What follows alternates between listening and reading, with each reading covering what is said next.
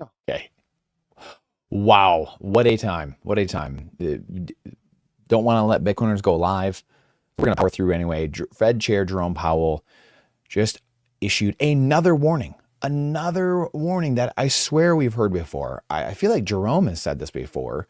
And he's warning us about the national debt. It's growing substantially faster than the economy. He says it's not sustainable. You don't say, Jerome, you don't say. It will not end well if we don't do something fairly soon. Oh, okay, Jerome. Well, what do you have to say here today? Let us know. What's clear is that our debt is growing much faster. The federal government debt is growing substantially faster than our economy, and that ratio is going up. And in the long run, that's kind of the definition of unsustainable. The level of the debt is not unsustainable, but the path is not sustainable. And so it's really important that we get back to, we don't have to pay the debt down. We just need to have primary balance and begin to have the economy actually growing better, growing more quickly than the economy. It will not end well if we don't do something fairly soon. This is not the Fed's job, of course, and I pretty much limit myself to those high-level points which essentially everyone ignores. What's clear is that our debt is growing much faster. The federal government debt is growing substantially faster than our economy, and that ratio is going up. And in the long run, that's kind of the definition of unsustainable. The level of the debt is not unsustainable, but the path is not sustainable. And so it's really important that we get back to, we don't have to pay the debt down. We just need to have primary balance and begin to have the economy actually growing better, growing more quickly than the economy. It will not end well if we don't do something fairly soon. This is not the Fed's job, of course, and I pretty much limit myself to those high-level points which essentially everyone ignores. Jerome. So we were saying earlier, you guys couldn't hear me, is that's literally your job, Jerome. That is actually your job. That is a mandate of the Federal Reserve, which we know is really not federal. It's actually a private bank, and it doesn't have reserves. Creates money out of thin air. I digress. But your job is good employment of the country, and it is low inflation, which you can do neither, and you have no idea what you're doing. And so that's a great sign for Bitcoin. That's number one. There's many things. There's so many topics. I limited it to 4 with the initial title, 4 massive Bitcoin signals shipped today. So if you're privy to the Bitcoin culture or just the lexicon today of the kids or whatever it might be, right? When the company drops something, they say it's shipped, right? We just shipped a new product, whatever. So that's the signal, part of the signal, right? That's one of the first big ones. We talked about this recently, that the United States government just announced that the federal debt would be $63 trillion 10 years from now. It's 39 now. Just newsflash, 39. That's what, $24 trillion it's going to add. So it's going to add 50% or whatever it is, quick math, 50% of his budget is going to increase. And that's including no more wars, because of course we're not going to war anymore. I mean, we haven't been in war in who knows how long, right? I think it's been since World War II, since we've actually constitutionally accepted a war, right? And voted for it. Again, that also says there's no black swans, there's no climate lockdowns, there's no new variants of a strain of the flu, which again, mind you, oh, that's right, we found a new strain just today or the last couple of days. So this is the cloud where we live in. But these things are all amazing for Bitcoin. And the big takeaway of all this, before we get into some other signals out there, some other headlines that are just started, went off, popped off today and shipped today and over the weekend, is the activity bias that we find ourselves in. People think they need to outsmart Bitcoin. People think they're going to outsmart the markets in general. And remember, the market can stay, well, you're going to be insolvent way, way before the market is insolvent, right? So it's what's the saying now? Now I can't remember. I feel like what's his name? George Bush with the fool me once, you can't fool me again. So you can stay, the market can stay crazier far longer than you can stay solvent. So there we go. So that's where we find ourselves. And Saylor has talked about this, right? It's activity bias, thinking I need to do more. I need to be bigger and badder than the next guy. And this is, remnants of the capitalist world we live in, which is great. Creative destruction is amazing. We're human, so we're always going to be progressing. But you can't have capitalism on top of faulty currencies, on top of fiat currencies that have all gone to zero in human history because it creates malincentive. So we devolve into this quagmire, into the goo, into the quicksand. And here's where we find ourselves. People screaming and yearning for Marxism and socialism. That don't work, fam. That don't work. Matt, great to see everybody. Chris, one smart fella. Greg, everybody. Great to see you guys. Dreadstone, thank you. Thank you for sticking with me here, Chris, everyone, and their technical difficulties here today. They're not going to make it easy for us, guys. They're not. Bitcoin, this is, again, have you ever heard anyone wax poetic in the legacy world and media, government, just sit there for hours on hours and just wax poetic about Bitcoin? Of course not.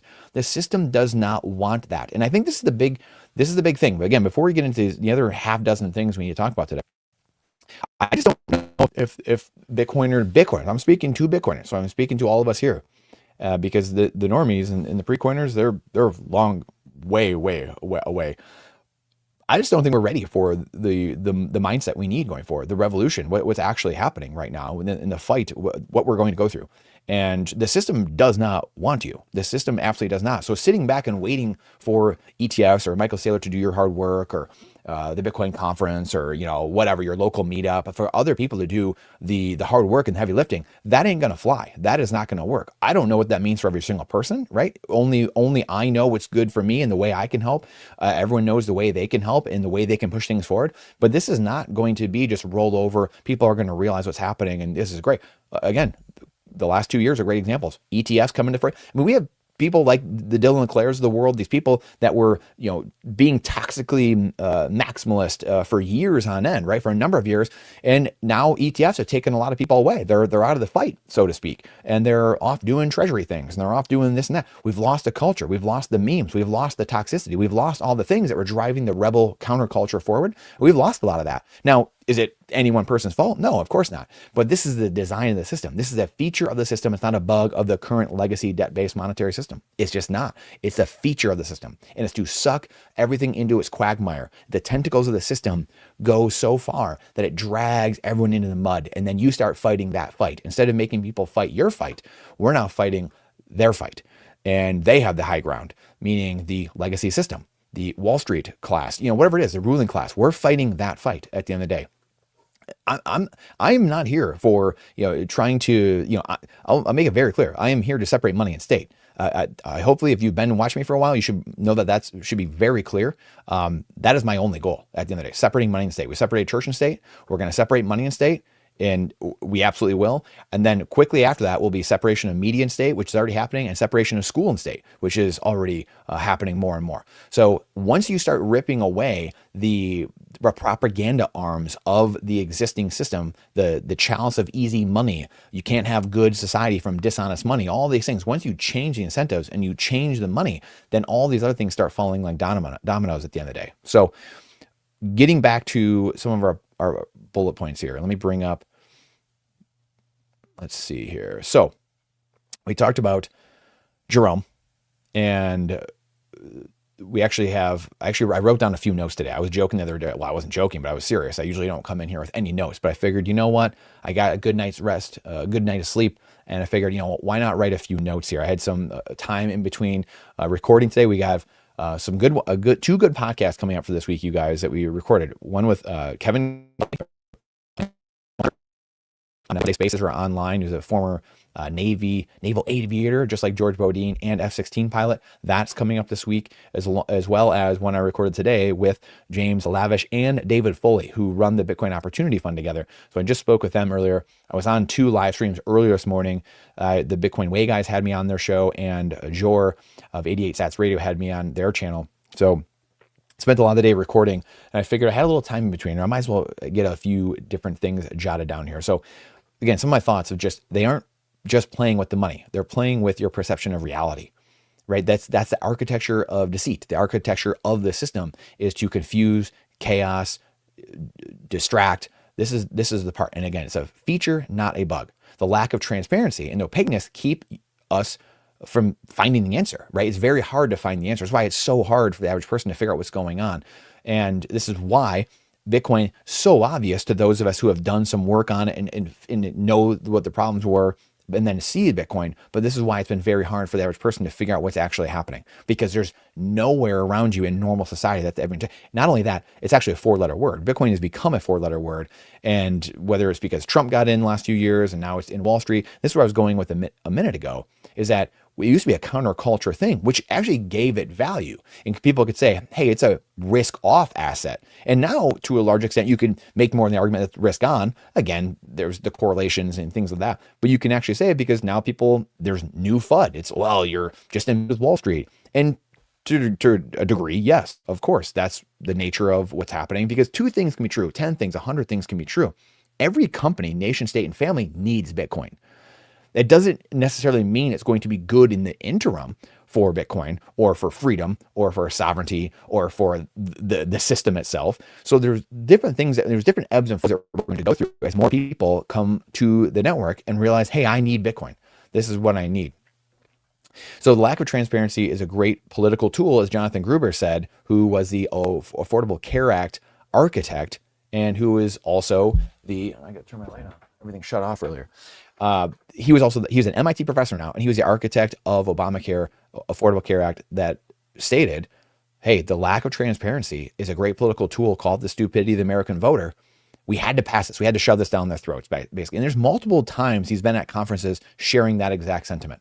So these are the people we're dealing with. So these people know. I mean, a lot of people know, but it is the design of the system. So the activity bias and impatience are going to get people destroyed moving forward. Destroyed. Powell right here is sharing with you exactly what is happening, right? He is sharing with you, we're on an unsustainable path. It's not a good path. We're on a terrible path. And I've been warning about it. I've been telling people, no one will listen to me. And this is Occam's razor at the end of the day. The simplest answer is almost always the correct answer. Us humans, though, we tend to F this up. We get cute. We try to get fancy. We're going to try to outsmart the system. We're going to try to use debt. We're going to try to use leverage. We're going to use other people's money. We're going to do all these different and I'm a guy who was down those roads. I've done those things. But at the end of the day,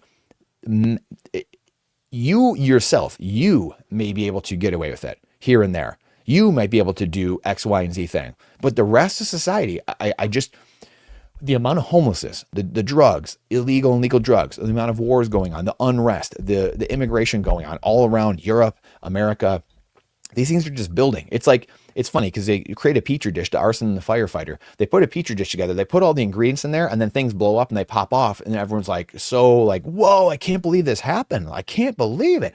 What do you mean you can't believe it? The explosion happened. You put all the ingredients in there. What do you mean you can't believe it happened? And that's part of the design of the system. That's what we were just saying earlier. It's a feature of the system. It's not a bug. The chaos is there to sow chaos. It is largely what the British Crown was, right? Pitting East versus West and then being the referee in the middle. They get to play off both sides. The Vickers Armament Company sold weaponry to both sides in World War I. I'm not sure about World War II, but World War I, they sold ammunition to both sides. That is how this game is played. That's how the City of London plays. That's how the banking cartel plays. They want to be the middleman. They make VIG off of both sides. They pit East versus West. They pit red versus blue. And this is how the game is played for centuries. And the game is coming to an end because people are sick of it. They're starting to see what's happening. People like us are talking about it. We're talking to our neighbors about it. We're talking to our family about it. And it's going to be a fight at the end of the day. They don't want us talking about these things, but it's okay because we are going to continue talking about it. So it's a calling at the end of the day that those of us have. Yeah, exactly, Dressstone. It's the Titanic disaster. It's all the things that we know to be true, right? And this is not going to be another 2.5 one. Yeah, no, don't worry. One smart. It's not going to be 2.5. It's going to be, we'll go for a little bit here. We'll probably go for another 20, 30 minutes because I promise. We're not going to go super long. We're going to knock through these points, get through some comments, talk about the stuff, rip it off, and be in, be out. It's been a long day for me. A lot of recording going on today. So I am tired. All right. So that was the one thing. Powell on the unsustainable path that America's on. This is obviously a massive thing. We've talked about the debt. The debt was $5, $6, $7 trillion 20 years ago, guys. 20 years ago. 20 years ago, and it's at $39 trillion now. The government projects it to be 63 trillion in 10 years from now. It'll probably be more like 100 trillion. I would put money on that being 100 trillion. And so that just goes to show you how much, but again, people can only withstand so much. And at some point, people are going to call things out. They're going to lose faith in the process, in the systems, in the currency. And as that happens, they're going to have to print more and more and more. And that's not even accounting for AI, right? Black swans, for more wars. These things will continue happening. The incentives of the system, like we've been talking about, are such that it absolutely has to have more chaos and more destruction, which only leads to more currency printing. And we also know on top of that, Ben Bernanke wrote in 2002 in his paper, Deflation, Why It Can't Happen Here. We had the financial repression paper from the IMF in 2012. We know these are guaranteed things. And this is why those who are so patient, the ones who can follow Warren Buffett's advice, which again, two things can be true. We can believe, hey, there's a lot of weird and bad things this guy does. Also simultaneously, there's a lot of smart things he says. One of Warren's things, right, is patience. Donald Trump took him 20 years to buy Hudson Yards. Talk about the patience that it takes to put a deal together and come back to it 20 years later. Warren Buffett talks about this. The Stanley Druckenmillers of the world, all these guys, probably the greatest skill that they have is patience. And being shaken out of your Bitcoin position, being shaken out of the greatest monetary protocol to ever exist is, and the only thing that's equally as finite to your time on Earth. It's the only thing. You don't know how much time you have on Earth. It's finite. And the only thing that's equally finite is Bitcoin. That's it. Those two things. There is nothing that's comparable to those two things. So it's the best trade that you can make for yourself. And to get shaken out of that is a grave mistake, a grave mistake. But it's being caught up in the chaos, destruction that is sown by media, by school, by pop culture, people looking at you funny, Bitcoin being a 4-letter word, all the fear, uncertainty, and doubt. This is how it continually happens. So be patient. Be very, very patient. The coming years will pass anyway. The coming years will be more war, more printing of currency. And what are people going to flock to, right? Zoom out, Occam's razor. The simplest answer is almost always the right answer. What are people going to go to as they get more scared, as they get frozen out of their accounts, as there's bail-ins, as there's bailouts? Where are people going to go? They're not going back to, and in the short term, I'm saying long term, they're not going to go back to gold and silver. I'm talking 5, 10, 20, 50 years from now. In the short term, we've seen the last year, they're going to go to gold and silver because we have a lot of the older generation has gold and silver, or they're more apt to go to gold and silver. We have the central banks in Russia and China and different central banks around the world that are operating in this old system still. The thing changes slowly. And that's where we said here many times, I believe it's a 10-year shift we have in front of us of enough Bitcoiners getting sufficiently wealthy to start taking power in the system. It's also the AI shift, the demographic shift, the power laws. I mean, everything you look at really probably plays out over the next 10 to 15 years, 10 years or so, call it mid 2030 or something to that fact. So that's the game being played. And if you don't understand that, you are going to get shaken out by headlines, by little price movements, whatever it might be, when in reality, one Bitcoin equals one Bitcoin, right? The USD price is just the volatility of the US dollar. I mean, look at the bond market. The bond market, I think, has lost 30 or 40%. When I was on with Rajat the other day, and we had him on this live stream, I believe, or I can't remember what it was.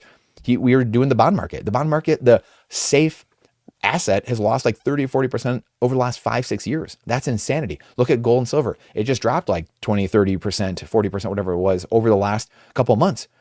These are the all-time safe investments, but no one sits back and says, whoa, these things are too volatile. They only say it about Bitcoin, right? Because it's all people have heard for 17 straight years is being beat over the head because the government knows. Joe Manchin talked about this in 2014. He said, we should have killed Bitcoin when we had the chance in 2010, 2011, when the net was still small. It was still infantile. There wasn't many network nodes and miners, around, so to speak. We should have done it then. So the only thing they can do now are psychological operations or psyops. It's the only thing in any way possible. How can I separate people from their Bitcoin? That's where you get altcoins. FBI is creating their own coins, psychological narratives, FUD. These are all the things that are created to try to separate humans from their Bitcoin. Period. End of story. There is no other explanation. Because again, like we said earlier, why would you not have anyone anywhere in the system waxing poetically? I mean, maybe Joe Kernan is maybe the only person on the CNBC that actually kind of waxes poetic about Bitcoin, really actually understands it. We'll talk about it at length, but there's no one anywhere, because the system doesn't want truth. It is not designed for change and truth. So, okay. Once we're follow up, we talk about what countries we might consider moving as well to seek and avoid financial repression. I think the biggest thing, one smart fella, is obviously doing this on your yourself, right? So there's many ways to vote, right? We vote with your traditionally. There's vote with the ballot box and vote with the ammo box. Those are the two traditional ways. Now we have different ways. We can vote with our feet, moving to a different country. We can vote with our wallet, Bitcoin, defunding the system through Bitcoin, and we can vote with our voice. And we do that through social media. We do that through talking to people more now. We have a connection to people around the world. So that's a different way to do it that we have that we didn't have. So we kind of have three extra ways now to do that. So to me, the biggest thing is making sure that you have the Bitcoin you need in self custody and having more wealth accrual over time. So you become, again, I think the biggest thing is this is why we have to talk about price. Price as a Bitcoiner is the least interesting aspect, but it's also the most important. Simultaneously, two things can be true because the average person doesn't really understand what's going on. So what gets them in? Price. And at the same time, as a Bitcoiner, you have to acknowledge that the wealthier you get, the more power you have over the system. And there's no better class of people to have a bunch of, we'll just call it broad brushing, libertarian style, anarcho-capitalist type of people being the wealthiest people in society. There's no better way to do it than that. And there's no freer way. There's no more democratized way to do it. Every other coin, every other asset, every other fiat currency, it's all pre-mined. Every single one of them out there. Satoshi created something that had to be used, had to be mined through time and energy and capital. The only way, there's no pre-mine, and the only way you can get it now is through those three ways. And eventually, when fiat currencies don't exist, whatever point that is, you'll only be able to earn it and mine it. That's it. The only two ways. So there is no freer or fairer way to do it other than right now. People have had 17 years. There was faucets online giving away free Bitcoin. We all could have done these things. There is zero better way to do it. And so I think I'm a big believer in making sure you take care of your own and take care of what's right in front of you. Because I do believe, we've talked about this before, that a lot of our problems emanate from us worrying about what's going on the other side of the world and not taking focus out of what's right in front of us. Our spouse, our kids, the people right here that we can control, and they want our attention, they want our love, and we're too busy on social media trying to give it to everyone else and trying to worry what's happening in the Far East or the Middle East or in Europe or some other part of America or Canada. If 5% of people, 1%, 10% of people just said, you know what, I'm out, I'm unplugging, and I'm focusing on my family, can you imagine how different the world would be at that point? So that to me is the biggest thing. And again, to answer your question more directly, there's, Citizen X, I know, Katie and Jessica that run that. I know the Bitcoin Way, one of our sponsors, Tony, like I said, I talked to those guys this morning on their show. They have their stuff in Panama. They have hundreds. I think he said they have like over 300 people that live in Panama that you can go to that have Plan B residency. Just getting your different passports in general. Obviously, there's El Salvador. The countries that respect freedom are going to be the ones that win the most, that win the hardest going forward. The ones that respect your rights, respect your God-given rights, right to life, liberty, and pursuit of happiness. They don't get in your way. They have very little regulation. Those are the countries to look out for going forward that will be prosperous in the future. I believe America will be one of those countries because I think there's a lot of people here that still believe in that and still understand that because I know a lot of them. I talk to a lot of them, and there's a lot of firearms here, and that's a decent start as well that a lot of countries don't have. So I think that's going to be probably how it shakes out. But there's a lot of different ways you can do that. Smart fella. So and to people you can do as well. So all right, I'm going to get to some of these questions and comments here in 1 minute. A couple of these other things were Elon Musk. So Elon Musk tweeting out. Now I got to try some of these things because I'm having difficulties or giving me issues. Now I got to find where some of these things are. Let's see here. So Elon had tweeted out a little Bitcoin graphic. Someone wanted him to do something with, Grok or whatever it was. But again, this goes back to the Jason Lowry thing. Elon Musk has done the trolling and he does this and that with Doge. He doesn't do these things for no reason. These are the cryptic little things, the hiding in plain sight that he does. I think that Jason Lowry has done or does. And there's a lot of people like that that are that do stuff like that. A lot of people in the ruling class that will do that as well, but that's for a different reason, going a different direction. Let's just say that. So anyway, found it interesting. It's been a while since he's talked about that. A month or two, couple months ago, he had that interview where he talked about there's going to be an energy money. Bitcoin is the best at being that going forward. And then he said there might not be money someday when things are so abundant and we have so much energy, nuclear and all this different stuff. We're probably decades and decades away from that, maybe hundreds of years away from that, where there's no money. But you can see the painting of the future, the future pacing, if you will. And then one of the other things, this is the thing that I had, which is Jack Dorsey and the announcement that they had of the business now accepting Bitcoin and Square being able to accept Bitcoin. So one of his guys saying right here, we're making it easier for millions of businesses to accept Bitcoin. Starting today, eligible Square sellers will begin having Bitcoin payments automatically enabled. Sellers who accept Bitcoin will receive USD as default. This is how Bitcoin as everyday money begins. So while people are scared about the bear market and what's happening, this stuff is happening in the background. You have the cryptic tweets of Elon Musk, the richest guy in the world. You've got who, by the way, still owns what, 8 to 10,000 Bitcoin. And you have the Jason Lowry cryptic tweets we've been talking about. You have Square just in the last handful of months, obviously, has announced this is happening. And now it's starting today. They have automatic Bitcoin conversions going on. These are all these little things that, it's just hard to see on a daily basis. And that's why we try to document this stuff and talk about it. So that way it comes into our purview. But it's just these things that slide under the radar a lot of times. We just don't see them. We don't notice them. And these are the rails being built. And again, when you think, sometimes it's easier just to think, like, go to things, a logical end conclusion, like go to 50 years from now. Do we really think people will be transacting in gold and silver? Is that even viable now? Was it viable 100 years ago? How do I shoot a rock across space with instant final settlement? Right? I mean, it's absurd on its face.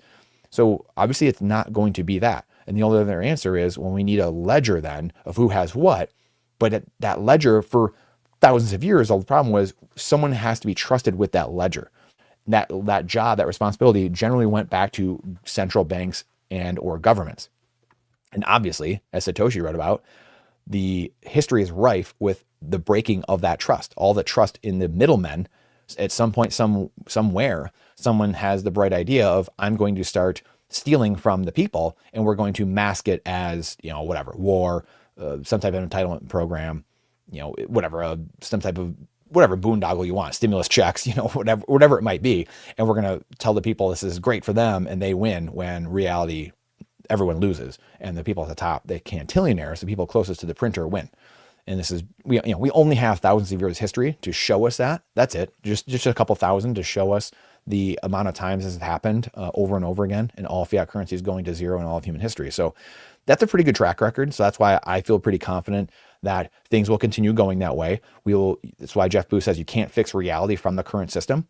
The Titanic hit the iceberg. Fiat currencies are that Titanic, the US dollar, and it's going down. You cannot vote a new captain in to the ship. It does not matter at this point. You can't jump into other assets. That's just shuffling deck chairs on the Titanic. You will still be at the bottom of the ocean in a few hours. It takes a while. The few hours might be a few decades. It could be a century, and it takes a little while. But this is the way forward. So providing more value to society than you spend and just saving in the hardest money ever is not a bad idea. And that's where we go back to the beginning. We were talking about patience and activity bias, people jumping themselves into other things. Again, they say, I don't know if I verified this. I think it was like on Mythbusters 20 years ago, the show on Discovery Channel, that the most accidents happen when you're driving, when you're changing lanes. It's exactly with investing. This is why Warren Buffett would mention this with patience. Most people think they are traders. They're going to jump into this. They're going to get a hot stock tip there. They're going to do this and that.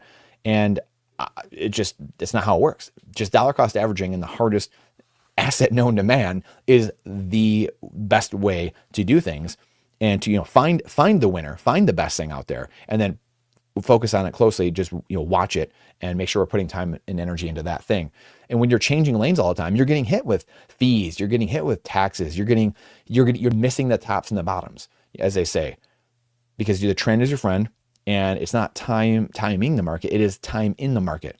So again, I had the chart somewhere of the last 4 years. people look at the last couple of months and they say, oh, Bitcoin's down 50%. Yeah, but if you were dollar cost averaging the last 4 years, you're up like 30% right now, or something like that. It's like 20 to 30%. I think it was like 25, 30%. If you had just been dollar cost averaging this entire time, you would be up 30% right now. Because, put very simply, when you're doing the same buy across time, the same amount of US dollars, you're buying more Bitcoin when it's cheaper, and you're buying less when it gets more expensive in US dollar terms. So you would have this X amount of Bitcoin at the end of the day, hence why even if the 50% correction over the last handful of months, you would still be up 30%. And so that's the power of dollar cost averaging and sticking to what you know. And going to first principles. Again, the conversation I had with James Lavish and David Foley earlier was just about a lot of it about first principles. They're going through the system and the breaking of the system all over the place and how just the chaos that's going on everywhere. But you have to stick to first principles. And when you do that, you moor yourself in that truth. You root yourself in that truth. And you aren't trying to jump into all these other things, just trying to cheat the system, if you will. You're trying to, I think I can make a few more bucks here and there, a few more fiat dollars here and there, when in reality, almost no one can do that effectively. So Jack Dorsey, another one, Elon cryptic tweets, all the Jason Lowery stuff, the Jack Dorsey payments live on Square, huge things, just quietly, doesn't get a lot of airplay. No one really cares. It gets kind of pushed aside. And then we have another one, which again, people say, well, how is it going to happen? So again, we're going through these, well, it's not a medium exchange. Well, I can't do it. It's not doing that. Well, it's there. You're just not using it. You're choosing not to use it that way. It's mindset. And this is the talk I have. One thing is mindset. People have a very time getting out of their own way. And this is what keeps. And then one of the other big things I had was Eric Trump tweeting out 7,000 Bitcoin secured. This number 16 largest public Bitcoin treasury in the world. All achieved in under 7 months since our NASDAQ debut. The accumulation machine is running at full throttle, mining at a discount plus disciplined buying. No company is climbing the rankings faster. Up we go. So the whole point of this is that with what Trump's doing around the world and seemingly taking out the city of London and everything that's going on with the insurance industry and the breaking of the banking cartels and the drug trade and all the things that the British Crown gets themselves involved with, we have here again, just silently under the radar, American Bitcoin, one of Trump's companies, that they're invested in, 7,000 Bitcoin. So again, if you don't believe in Bitcoin going forward, we have Jay Powell. The whole point is keep the main thing. We don't need to get into the weeds. You don't keep the simplest answer is almost always the correct answer. Occam's razor. Once again, you don't need to be a genius. You don't need to be 180 IQ to figure these things out. Where is the puck going? You have the president of the United States, his family, they own a lot of Bitcoin. They're here telling you, giving another announcement of how much Bitcoin they own. If they believed Bitcoin was going down, and again, they're just on, even if they were just billionaires, like whoever, Paul Tudor Jones or whatever, that would be a lot of signal. Like, hey, these really smart people, they're real estate people, like they get it. They got a lot of Bitcoin. They have this asset that they really believe in. Okay, that's probably pretty important. Also, now they're the presidential administration. They have a lot of insider info. They can see clearly where the puck is going. They're shaping where the puck is going. They're the one dumping the puck into the zone. So they know what they're doing with it. And this is where, if you're not believing in Bitcoin and where things are going, if the math doesn't get you there from the perspective of the printing of the currency and just that math and what the government's telling you where the debt will be, which, as we've shown many times here, the debt is the price of Bitcoin. We're at the hockey stick curve. Guys, I said this in the beginning. We had 5, 6, 7 trillion 20 years ago in debt. Now we're almost at 40 trillion. Where do you think that's going to be? Government says 63 trillion in 10 years. I'm saying it's closer to 100 trillion, if not 100. So where does it go? And at some point, you can play this game as long as you want. You can play the confidence game and run your mouth and hot air. But at some point, the society or another country calls your bluff and you go to war. You go to war with your citizens, your people, or you go to war with another country. It's inevitable. People can talk about it. All they want is doomerism, and they can say whatever you want. But again, it's Ayn Rand. You can ignore reality, but you can't ignore the consequences of ignoring reality. This is just first principles. And so Trump, the family, they know where the puck's going. They're positioning themselves appropriately. Do you know where the puck is going? The debt, the deficit, everything. It just continues to pile up. James and David talking about all the refinancing of the debt that has to come through. We can't have higher rates. The rates have to go the other direction. Where does this end up? Where does it go? How are things going to? So it goes back to the financial repression, like we just talked about earlier, and where you can go, what you can do. Again, the greatest thing you can do, the easiest thing to do, because it's not easy to move. Not everyone can do that. Not a lot of people aren't going to do that necessarily, right? So what's the best thing you can do? Is to buy Bitcoin, have it off the exchanges, put it in self custody, and probably get some food storage, get some water, prepare yourself for the things that are ahead. Whether it's just financial or regular storm, financial storms that are coming, unrest. This is life. It's how life works and how life happens. Americans specifically aren't used to this because Americans have had it good for so long, so they're very uncertain. And markets don't like uncertainty. They're very uncertain as to what's happening. But whether it's this next year or two, while Trump's in office, or it's the next handful of years, 5, 10 years, it's going to get crazy. It absolutely will. And we can see. I mean, who on their bingo card, who had on their bingo card 10, 15 years ago, there'd be people walking and defecating all over the streets in San Francisco, and the government's actually giving them more syringes, right? No one would have said that 20 years ago. So that right there is the increase in unrest and the society falling apart. And so these things would just compound on themselves. And so how do you moor yourselves in the truth and give yourself the best chance to succeed at the end of the day? So anyway, those are some of the big things. We've gone for 36 minutes. We already had a 10, 15 minute, no, actually a 20-minute delay with technical issues. Then we had a 10-minute video that went awry. So it's been a challenge. My hour and a half video has been cut down drastically. So let me get to some of the comments. We're going to have to cut some of this off, the other stuff I wanted to talk about. So I hit the 4 really big bullet points with you guys. There's a bunch of other things. I talked about some of them. I talked about reading the tea leaves. I'm just hitting my notes here. Bitcoin is the greatest trade. Oh, and again, AI, right? AI is, we talked about this a little bit of how they're going to need to print through the AI, all the deflation happening there. So people losing their jobs because of AI, you're going to have to print through it. Again, the greatest trade, as Jeff Booth, I was listening to him the other day, again, the greatest AI trade you can make is Bitcoin. Bitcoin captures all the deflation. It's going to capture everything. And the other thing I want to share too, before I get to these comments actually, is we were showing this the other day, I believe, on the stream on Friday. So there was a huge post that went kind of viral. Here it is. Let me pull it up on here so you guys can see it. So there's this big post viral about people saying, hasn't really done much. Bitcoin hasn't. Look, it's the same price as it was 5 years ago. So we need to chat about that. Here it is. And it's just a good reminder for everybody.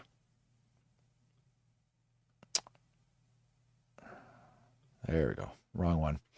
So in 2021, the price was $67,000. And today in 2026, it's whatever it is, $67,000. It's the same price. And so what people don't realize, again, was when you just see this, it had like 600,000-700,000 views at the time. It was like earlier that day. I saw this was a few days ago. I'm sure it has over 1 million views now. So people see this and they just dismiss it and they say, oh yeah, Bitcoin's failed, just like every other time. Just like for 17 straight years, all the FUD, Bitcoin's failed, it's dead. And then it just somehow rises like the phoenix out of the ashes. And a lot of people never learn, which is really beyond me. I don't know how your thesis, you pontificate on something and then it's completely destroyed right in front of your face, but you still don't really go back and say, wow, I was completely wrong. Maybe I should go study this thing. People will. They will touch the stove. They will burn themselves. This is just inevitable. So what this doesn't take into account is that 2021, 69,000 was the high.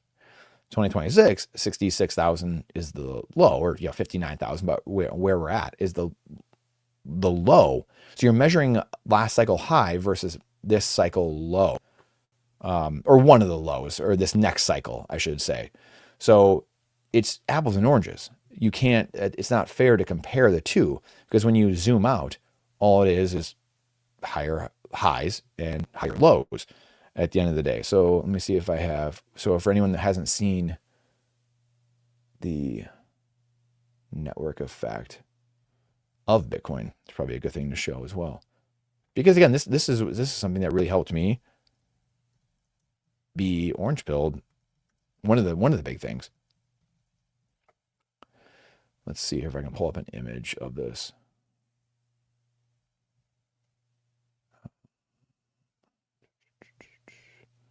Because, oh, here we go. Here might be a,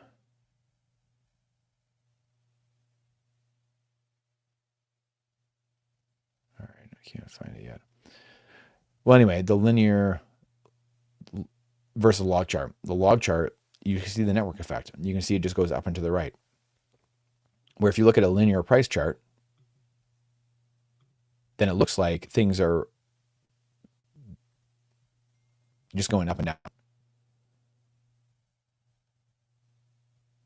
Right? Like it look, and then things are just going all over the place. If you look at the linear chart priced in USD, but when you look at network effects, it's much different. So we'll start answering some of these questions, but I wanted to show this because that's super important. I'll try to find this for anyone who has not seen the log chart before. We'll get to some of these. Let's see here. Yeah. Oh, Greg, everybody, one smart fella. Great seeing everybody. Greetings from downtown Canada. God bless. We got a lot of Canadians on the show. I love it. Absolutely love it. Not far from you guys. The market can stay irrational longer than you can stay solvent. Yes. Thank you, Bitcoin. Jesus. Thank you. Appreciate you helping me out from earlier. Oh, man. Dreadstone from Northern Ireland. Yes. We are all. Yeah, here, once more, fella, you can, we'll be good. So I promise. Look, it's only been 41 minutes, so it won't be 2.5 hours. Verhufti Flufin, good to see you. What's going on? Yes. Ardman, Chris, it's designed to suck. Yes. 100%. Blessed Exile, great to see you. Dreadstone with the Titanic disaster. Yeah. Yep. Yeah. No, I mean, I'm definitely optimistic, but I'm optimistic because I do believe there's going to be pain. Like I believe there's going to be much more pain than people think there will be, and then much more chaos. But again, that's just life, and the chaos will bring us to, that's where you get a lot of the accelerationists. People think that, they want to accelerate things because we need to get there, and they see the end game. They're just working to the logical end conclusion and saying, yeah, we need to accelerate through the chaos. So anything that brings more chaos, or, just more, faster end to all this, the better. That's where those people are coming from.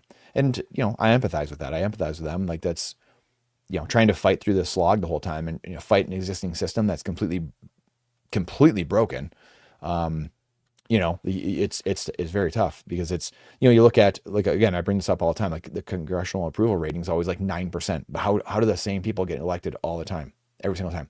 Why does one party have the majority? They smash through a million things here in America. Then the other party has the majority and then nothing ever gets done, right? Like there's reasons these things happen. And that's the thing that, like, the legacy world, red versus blue world, political world, fiat world, they don't ask those questions. It's just people get more and more mad, more mad. I need to light my hair on fire even more, light my brain on fire. No one ever steps back to think, like, why is this happening? Why is nothing making sense at all? Mechanics of the monetary system that necessitate expansion. Yeah, exactly. Yeah, 100%. Okay, yeah, we talked about that earlier. Great question.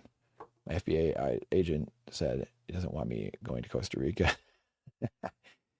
I love it. My FBI AI agent told me the Federal Reserve is committing fraud in front of our eyes. Yeah, I mean, again, the Federal Reserve, a short, quick story on this, right? For anyone who doesn't know what the Federal Reserve is, it's, you have the Rothschild banking dynasties. You have a handful of different families who had so much wealth, they started lending to countries. I mean, like, just cutting it right to the chase, they started lending to countries all around the world because they had so much money that when countries got in trouble, they could lend to them.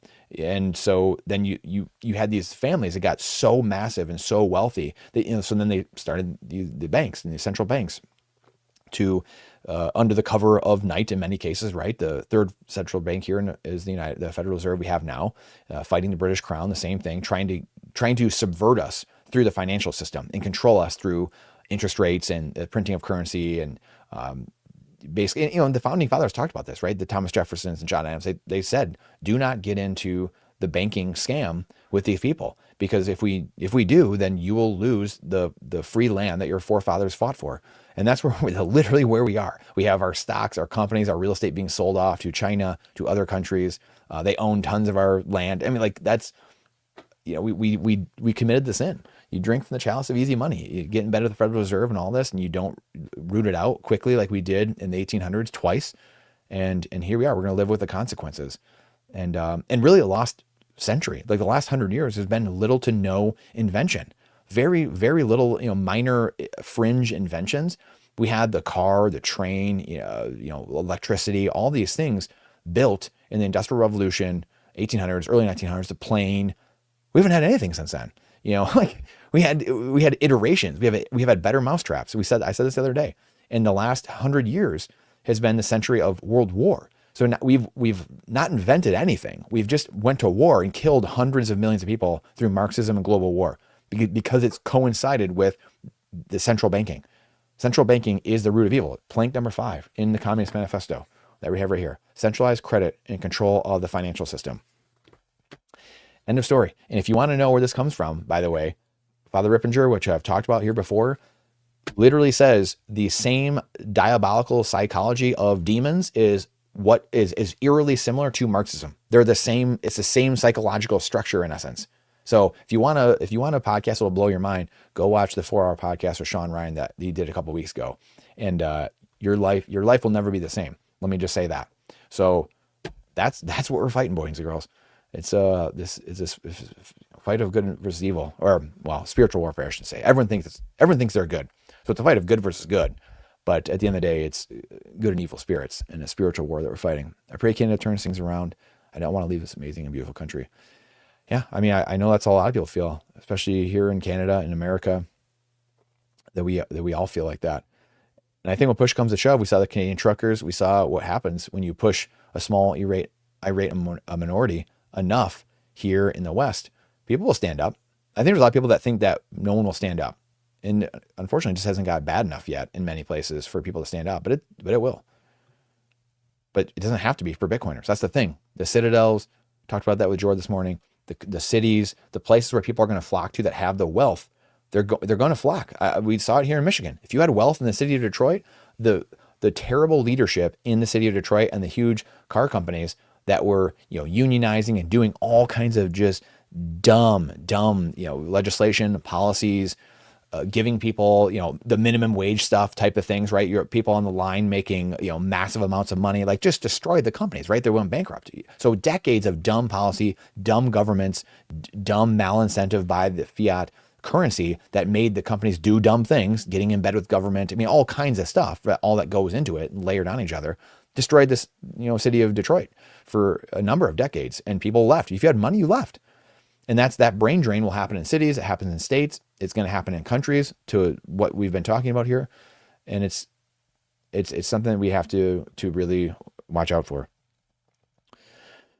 All right. You cannot invade the mainland United States. There's a rifle behind every blade of grass, Yamamoto. Yeah. And that's largely true. And the, geography really helps America, helps Canada, helps us a lot, obviously. And so that's another big reason. And that's another reason why these guys, it was, hey, I'm not gonna be able to fight you militarily, but I can sure incept you from the inside out and rot you from the inside out. Been largely successful. Brandon, what's your thoughts on people that borrowed against their Bitcoin with the current bear market? So again, I've said this many times before, Farm Bam House or Fam Bam House. I come from the real estate world. If people are taking debt on their Bitcoin, it's pristine collateral for the lender, not for you.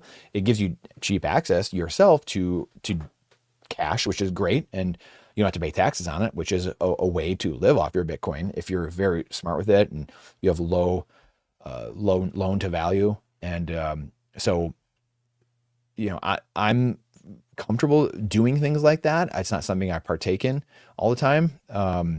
And I don't do it much anymore at all with the real estate stuff, but it's pristine collateral for the companies, the lender, because they can just take it from you right away. Like you don't have to get approved for it because you just have the Bitcoin, right? The Bitcoin is the approval. It's not like I have to go get a credit card or go get a loan from a lender, from a bank for a house. It's just Bitcoin. So the Bitcoin can just be held in a multi-sig custody, or it can be held by the lender, and they say, yeah, sure, take whatever cash you want because I have the Bitcoin. It's 2-to-1 collateralized or whatever it might be. So you take out a Bitcoin worth of cash. Well, they are holding 2 Bitcoins. So they're like, hey, if you default on it, then I'll just instantly take your Bitcoin. I take custody and I never give it back to you. So it's great for the lender. It can be good for the person. Now, if someone's doing it, again, it's not financial advice. I'm not going to say to do it to anyone, but if you're going to do it, then the best way to do it obviously is to buy other assets with it and to invest it in other assets that actually, well, hopefully increase in value, but they cash flow, they can pay your that payment, whatever it might be. So those are the best ways to handle that. And in the bear market, the other thing I'll say, the best time if you're doing a loan, the best time to do it is in a bear market, because if you're people, there's a lot of people that got wrecked. They're taking out loans at 100 or 120 or 100, 120, whatever it was, the highs. And then they get margin called at 80, 70, 60. And that's a lot of what blew up. And that's why some of it dropped so far, even in this dip, because a lot of the loans, people were taking loans and then getting blown up at those prices. So you have to be very careful and do your homework. And the best way to do things is just self-custody Bitcoin, own it, have no loans against it, and you can ride on anything. You'll sleep like a baby at night. So that's the best way to do it. But again, everyone's in a different situation. I can't tell people how to live or whatever. I can tell you what I do and how I think about things. So again, the loans, the best time to do it is when it's low. The USD price is low, obviously. So and be very, very careful. The people that borrowed against Bitcoin and put it into all these different products, hardcore Bitcoin holders borrowed against their Bitcoin and put these ETFs on margin, double wrecked. Yeah, exactly. So, yep, Huck's on net. He goes DCAing. Exactly. One smart fella. We know where the puck's going. We know where the puck's going. Just put it on net. You can't score if you don't hit the net. So just dollar cost average. Good for the hoofty flu. I got plenty of hockey analogies. We've used a lot in this show, especially over the last couple of weeks for whatever reason. We've used a ton of hockey analogies. Thanks for sharing your thoughts today. Really appreciate it. Yeah, no problem, Greg. Really appreciate you guys being here. I'm pretty confident I know where the puck is going. I'm preparing to go all on Bitcoin. Yeah, I mean, I have clearly, obviously, it's what I do for a living. I left the real estate world, left gold and silver because I saw Bitcoin, what it was, and I came from the political world too. So you see the promise of Bitcoin in that sense, and the wealth gap, everything. There's nothing. Real estate can't help the wealth gap. Politics can't help the wealth gap. None of these things can help the wealth gap. I mean, it is very hard to explain, especially when you're just sitting here talking to somebody. The incentives and the structure of the system, the first principles, are how you, when I say you, I mean all of us, right? Me, everyone, we need to think about the system itself. You have to, whenever you're measuring an investment, you have to come from and through first principles. But again, this goes back to what we were saying earlier. There's a reason these things aren't taught in school. Like, why wouldn't that be taught in school? We're not even really taught first principle thinking or nature's law or divine law, right? We're not taught any of these things. And do you think there is a reason, or maybe there's no reason that happened? Maybe it's just a coincidence that we have not taught these things for so long. So it's hard for the average person to really, anyway. What of XRP, ADA, ETH, and Chainlink? I mean, I wouldn't touch them with a 10-foot pole. 10 years ago, I had them. I had small position sizes in them. And then I studied Bitcoin much more, and I realized that was the end of the line. I think those are all the other coins can be great test nets for Bitcoin.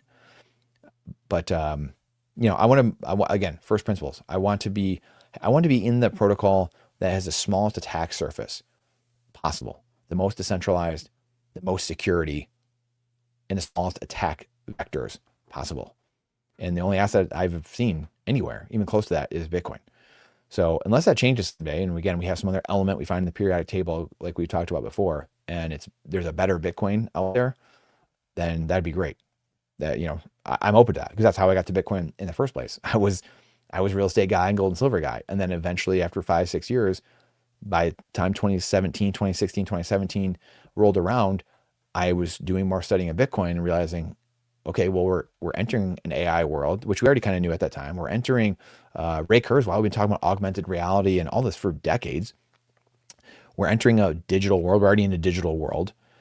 Gold and silver, can't scale, like all these things, right? It's already being centralized. It's already been centralized for decades. So you go through all these processes, you study the other altcoins, you study everything. And then at the same time, for decades, we've been trying to find Bitcoin in essence. We've been trying to find a way to send value through the internet, send value through not only time, but space as well. And this is where it goes back to the GG article, Bitcoin is time. There's only two forms of money. It's physical tokens and a ledger. And so physical tokens were what we had for thousands of years. And it was great, especially if you're like just me, or like we're hanging out and then we can trade. Cool.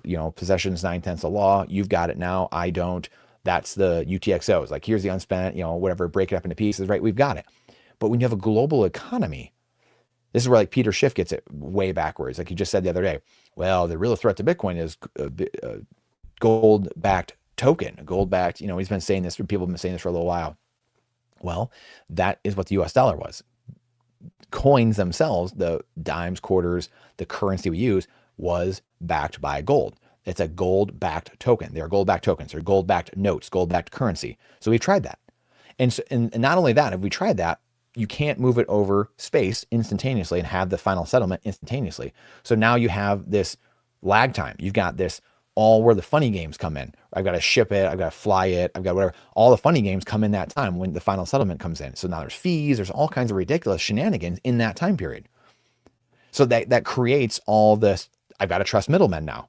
I've got to trust these people. I've got to trust the Oracle. I've got to, I've got to trust the guy shipping. You got to trust all these players in the middle now, and you just recreated the system all over again. And that's what these altcoins are. That's what people were trying to find for decades.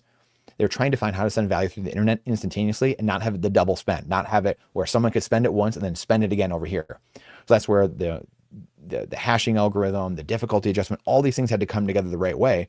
And someone discovered FIRE. Someone discovered this all together. He, she, they, or whoever it was.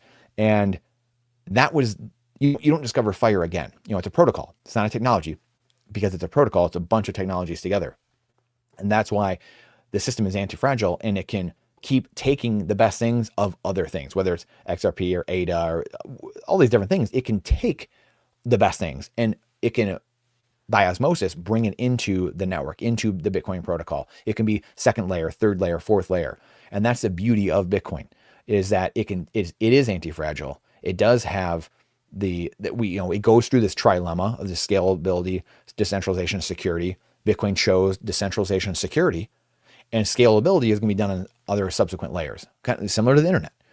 And the altcoins generally, broad brushing, have chosen some form of like scalability. Hey, we're a different Bitcoin, or hey, we're the same Bitcoin, whatever. But again, like this is where humans, like we began this talk, keep the main thing the main thing.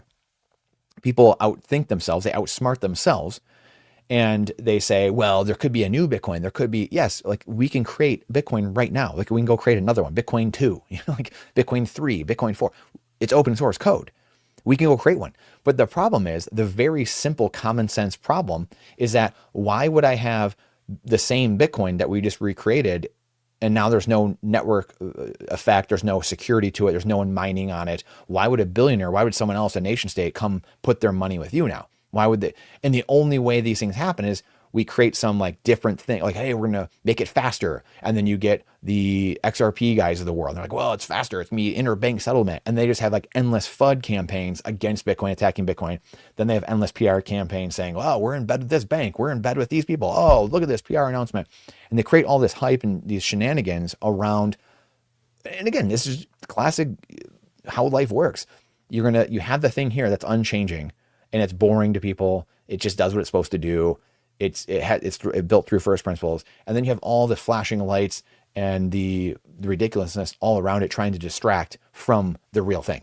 And it gets a lot of people, it gets a ton of people. And look how hard the fight is to get people to focus for 3 seconds. The problems in their life, all the problems they have, generally a lot of it financial, and they can't even see it. Can't even see it.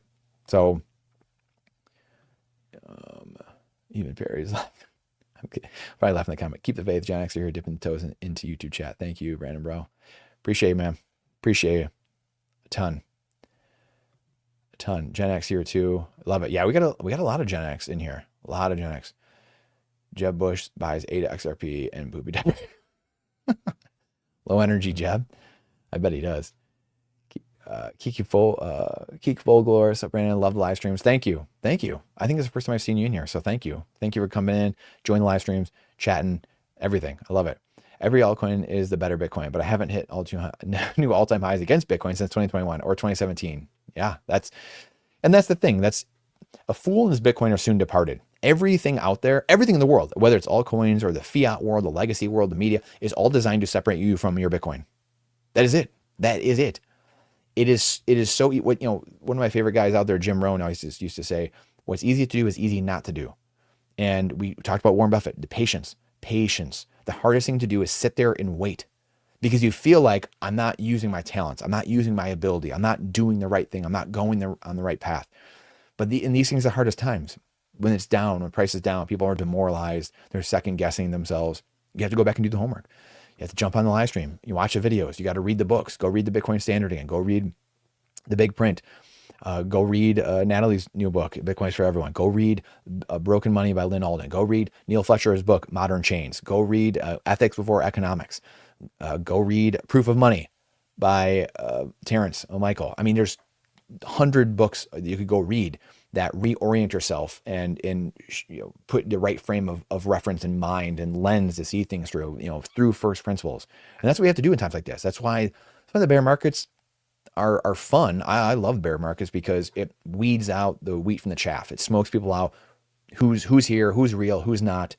It's time to do work. There's less noise overall, and you can really get down to business. So, a bear, yeah, Roger Bear. Oh boy, yeah, boy, oh boy. Yeah, I hear you. I hear you, one smart fella. 100%. It took me 2 years to figure out Bitcoin is the best. I held my alts together for another year, hopes of alt season, then finally capitulated the alts in late 2025. Yeah.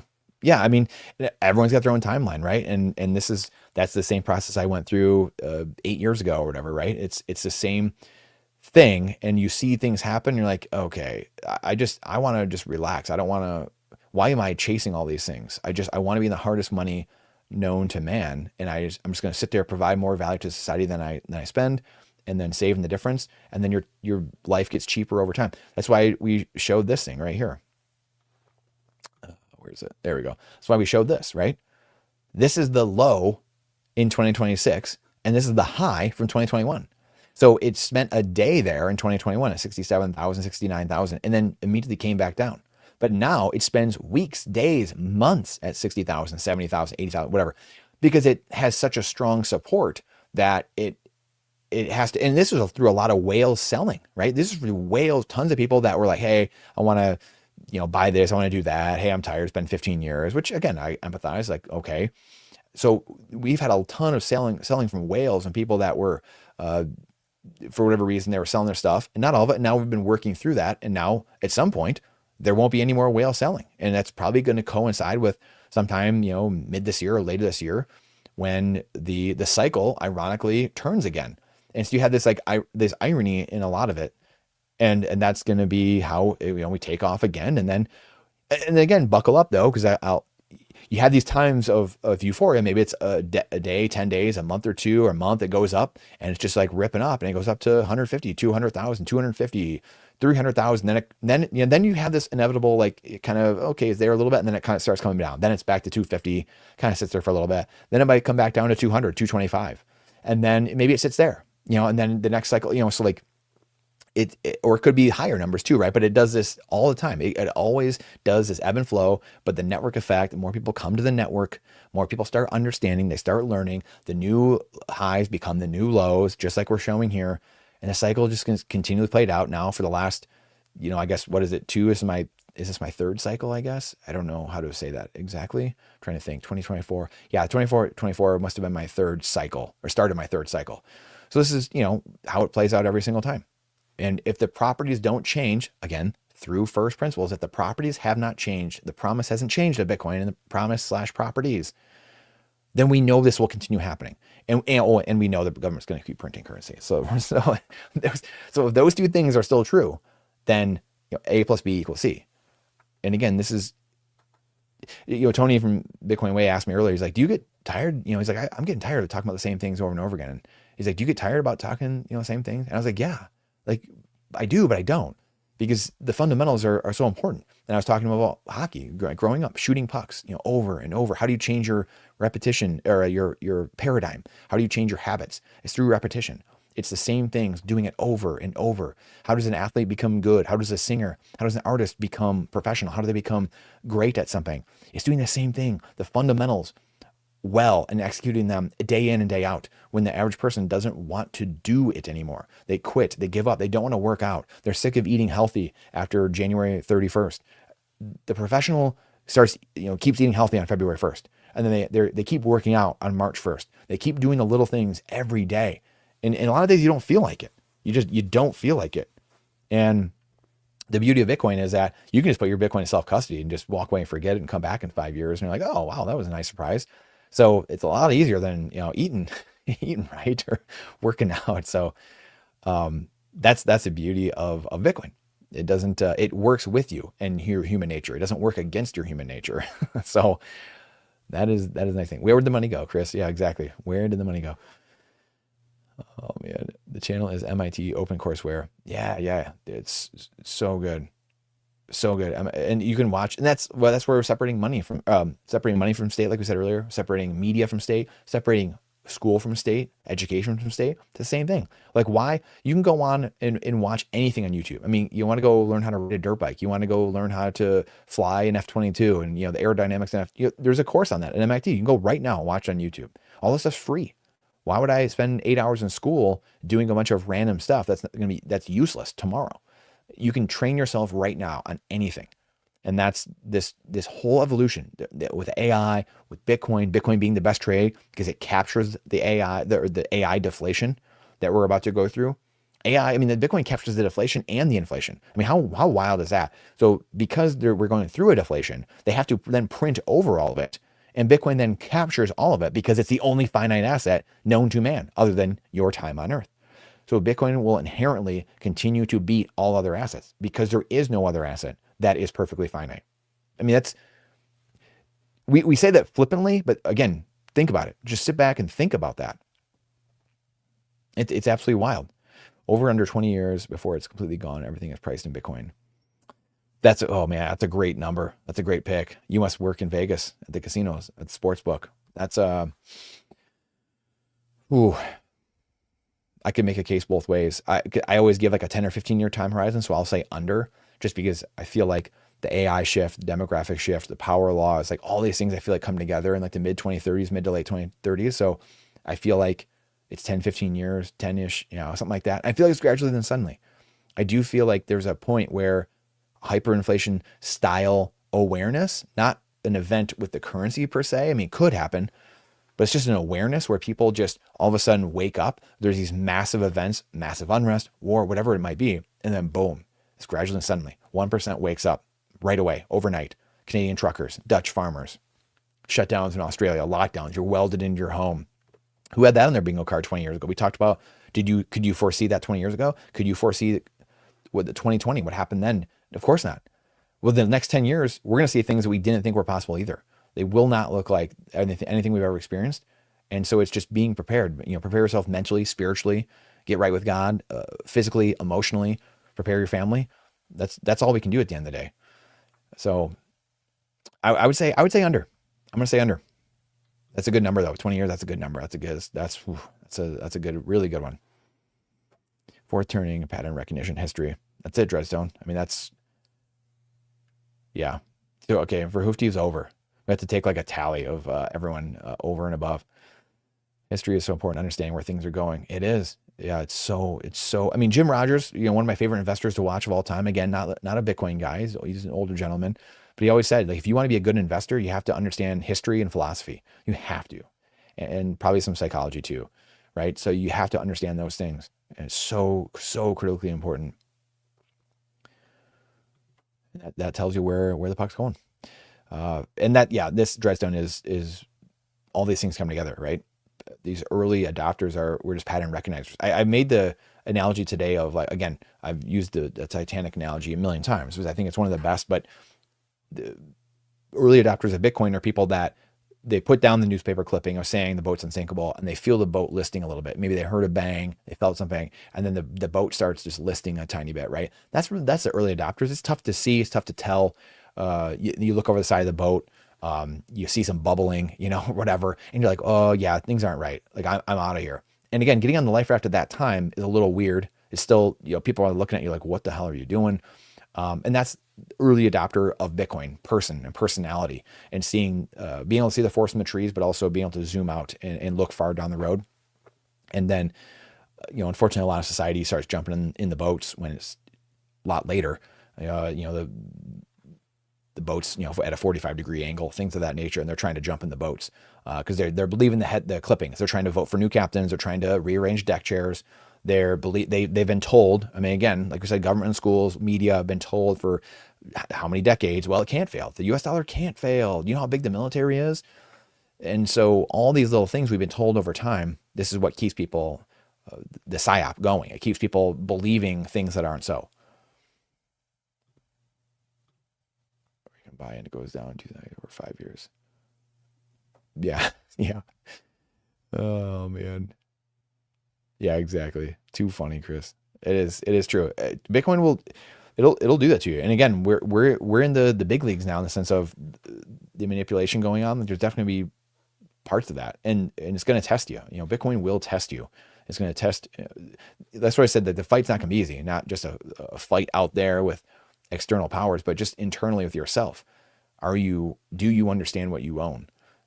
Can you handle that responsibility? Can you handle that agency, that autonomy, and seeing like, wow, it's been 2 years and it hasn't gone anywhere. Like that's wild. Like that can eat away with you. But when you understand what you own, which I know everyone here is it gets it or is quickly getting it.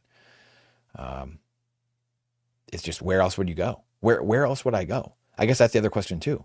I've been through the gold stuff, the silver stuff, and again, not to say, and this is what's tough, not to say that gold and silver can't do well right now. Like look at the last year, they did well. Okay. But I know long-term where this is going. And I know I am not some market manipulator, high frequency trader.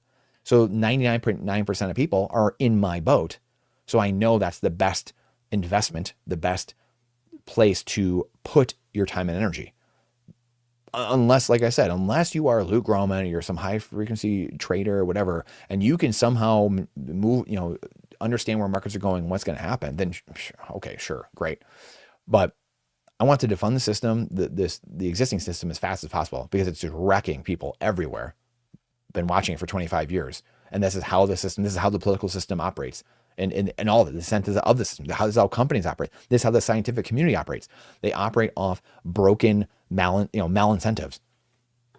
It's like we joke about, the scientists should go around, they should have to have the patches of the people that are sponsoring them and donating them money, right? This is how the food pyramid became upside down. It's because people, the sugar industry, like all these people donating and saying, hey, well, we'll write the textbook for you. We'll do this for you. We'll do that for you. Hey, we'll give you a bunch of money if you just put this in your report. This is broken money. Like we said at the beginning, and many times you drink from the chalice of easy money, and now you have all the sin thereafter. You eat the forbidden fruit. It doesn't matter. It doesn't matter if there's not one guy at the top. You just get all the dumb consequences thereafter. It's inevitable at that point. You're going to just have dumb things because the humans are incentivized to do dumb things.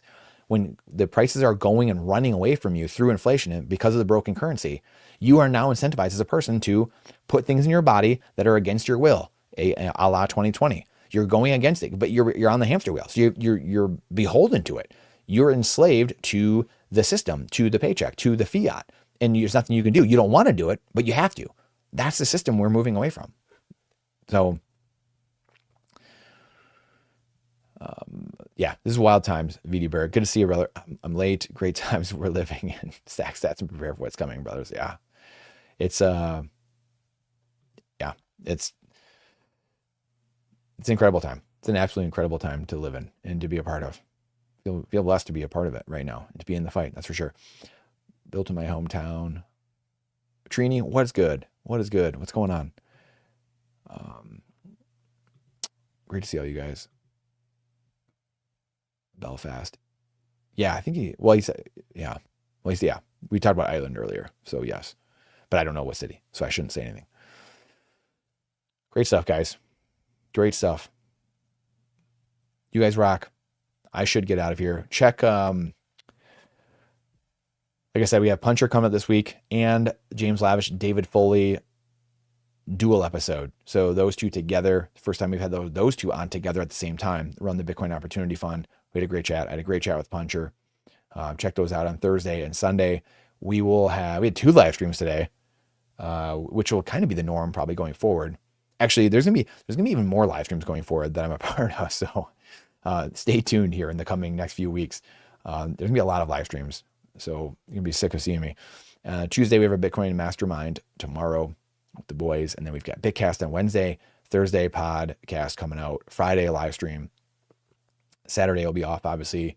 Easter weekend, Holy Thursday, Good Friday, and then we have Easter on Sunday. We'll have a podcast. Again, there'll be either James and David or Puncher. I'm not sure which we're doing, which time here, and it's gonna be a great week, great Holy Week.